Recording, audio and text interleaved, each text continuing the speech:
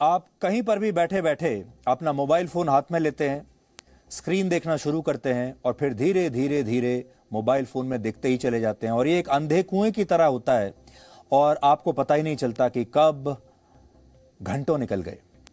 अब हम आपको ऐसी एक चौंकाने वाली रिपोर्ट दिखाएंगे जो ये कहती है कि पिछले साल यानी 2021 में भारत के लोगों ने 12 महीनों में से 3 महीने सिर्फ अपने मोबाइल फोन की स्क्रीन देखते हुए ही बर्बाद कर दिए।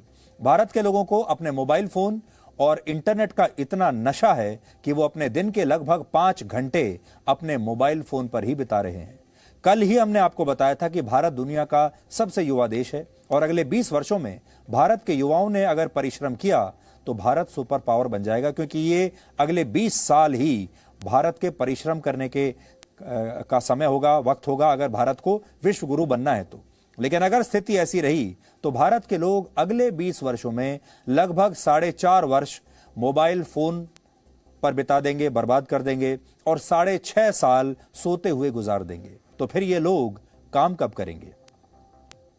इस स्टडी के मुताबिक वर्ष 2021 में भारत के लोगों ने साल के 12 महीनों में से लगभग 3 महीने अपने मोबाइल फोन पर ही बिता दिए। इसके अलावा भारत में अब प्रत्येक व्यक्ति औसतन हर दिन 4 घंटे 45 मिनट मोबाइल फोन पर बिताता है, यानी औसतन एक व्यक्ति 4.25 घंटे मोबाइल फोन पर बिता रहा है एक दिन में। वर्ष 2020 में यह समय 4 घंटे 30 मिनट था, 2019 में यह 3 घंटे 45 मिनट था। यानी धीरे धीरे हमारे देश के लोग मोबाइल फोन की स्क्रीन में कैद होते जा रहे हैं, इस अंधे कुएं में और नीचे गहराई तक जा रहे हैं। और इसे आप नए दौर की मोबाइल फोन वाली गुलामी भी कह सकते हैं। मोबाइल फोन के गुलाम अब हमारे देश के लोग होते जा रहे हैं।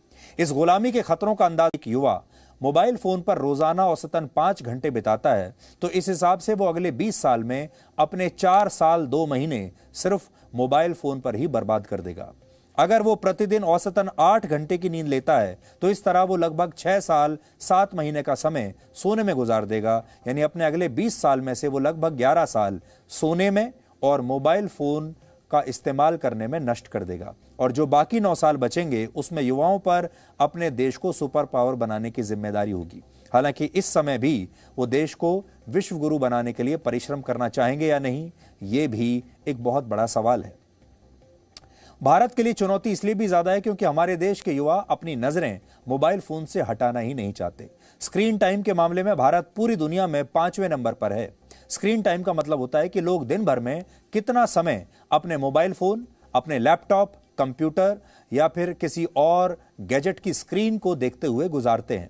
इस सूची में पूरी दुनिया में ब्राजील पहले नंबर पर, इंडोनेशिया दूसरे नंबर पर, साउथ कोरिया तीसरे और मैक्सिको चौथे स्थान पर है। जबकि Japan, Singapore, Canada, America, Britain, चीन, फ्रांस और ऑस्ट्रेलिया जैसे विकसित देश स्क्रीन टाइम के मामले में भारत से काफी पीछे हैं। इसी तरह मोबाइल ऐप्स को डाउनलोड करने के मामले में भारत पूरी दुनिया में दूसरे नंबर पर है।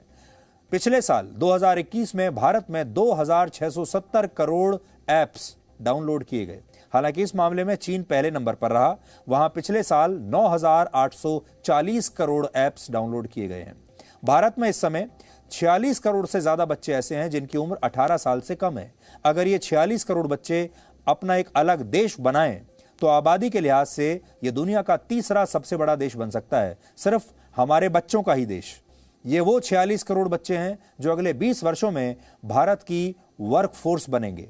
यानी अगले 2 दशकों तक भारत की अर्थव्यवस्था का जिम्मा इन्हीं लोगों पर होगा। लेकिन चुनौती यह है कि इनमें से 7 करोड़ बच्चे ऑलरेडी ऑनलाइन गेमिंग का शिकार हो चुके हैं, जिन्हें ऑनलाइन गेमिंग की लत लग चुकी है। हमारे देश में भले ही इस खतरे को गंभीरता से नहीं लिया जाता, लेकिन हम चाहें तो इस मामले में चीन से कुछ सीख सकते हैं। चीन ने अपने युवाओं और बच्चों को ऑनलाइन गेमिंग की लत से बचाने के लिए वहां पर कड़े नियम बना दिए हैं। चीन में अब लोग हफ्ते में 3 घंटे ही ऑनलाइन गेम्स खेल सकते हैं। वहां का जो बच्चा है वो 3 घंटे ही ऑनलाइन गेम्स खेल सकता है पूरे हफ्ते में, और ये 3 घंटे वो खेलेगा, इससे ज्यादा नहीं खेलेगा। इसे संचालित करने की जो जिम्मेदारी है वो ऑनलाइन गेमिंग कंपनियों की है, ऑनलाइन गेमिंग एप्स की है। और अगर उन ऐप्स को यह कहा गया है कि वो इस तरह के कंट्रोल्स अपनी ऐप में लगाएं कि उन्हें तुरंत ये पता चल जाए कि कौन सा बच्चा या कौन सा युवा एक हफ्ते में 3 घंटे से ज्यादा इस गेम को खेला है और उन्हें उसे तुरंत रोकना पड़ेगा। और हमें लगता है कि भारत में भी आज ऐसे नियम लागू करने की आवश्यकता आ चुकी है। वीडियो गेम्स को लेकर, ऑनलाइन गेम्स को लेकर भी नियम अब बनने चाहिए। मोबाइल फोन की गुलामी के कई दूसरे खतरे भी हैं। उदाहरण के लिए हाल ही में भोपाल में 11 साल के एक बच्चे ने इसलिए आत्महत्या कर ली क्योंकि उसके माता पिता उसे ऑनलाइन गेम खेलने से रोकते थे। इस बात से यह बच्चा इतना परेशान हुआ कि उसने अपनी जान ले ली। भोपाल में ही पिछले साल भी 13 साल के एक बच्चे ने इसी तरह से आत्महत्या कर ली थी। तब इस बच्चे ने अपनी मां के यूपीआई अकाउंट से 40,000 रुपए निकालकर ऑनलाइन गेम पर खर्च कर दिए और बाद में ये पैसा वो उस गेम में हार गया। इसी के बाद परिवार के डर से इस बच्चे ने आत्महत्या कर ली थी। इसलिए हमें लगता है कि आज इंटरनेट के इस नशे से हमारे देश के युवाओं को बचाने की बहुत जरूरत है। पूरी दुनिया में अगर हम देखें तो 1 GB डेटा की औसतन कीमत 320 रुपए के आसपास है, जबकि भारत में 1 GB डेटा की औसतन कीमत 40 से 50 रुपए के बीच है। यानी भारत में इंटरनेट एक बहुत ही सस्ता नशा है, क्योंकि इंटरनेट हमारे देश में बहुत ही सस्ते दाम पर उपलब्ध है, कोई भी अफोर्ड कर सकता है। इसीलिए यहां लोग बेहिसाब तरीके से इंटरनेट का इस्तेमाल कर रहे हैं, जहां वो इंटरनेट का इस्तेमाल ऐसे समय में भी करते हैं जब उन्हें जरूरत नहीं होती और सिर्फ समय बर्बादी के लिए इंटरनेट का इस्तेमाल हो रहा है। हम ये नहीं कहते, जिन्हें जरूरत है उन्हें तो इस्तेमाल करना ही चाहिए, क्योंकि इंटरनेट के बहुत फायदे हैं, स्मार्टफोन के बहुत फायदे हैं। आजकल हमारे बच्चे जो छात्र हैं वो ऑनलाइन क्लासेस अटेंड कर रहे हैं, ये इंटरनेट की वजह से ही हो रहा है। और भी बहुत सारी जानकारियां सकारात्मक तरीके से आप इंटरनेट के जरिए ले सकते हैं, लेकिन इसके लिए आपको इंटरनेट पर 5 घंटे वक्त बर्बाद करने की आवश्यकता नहीं होगी।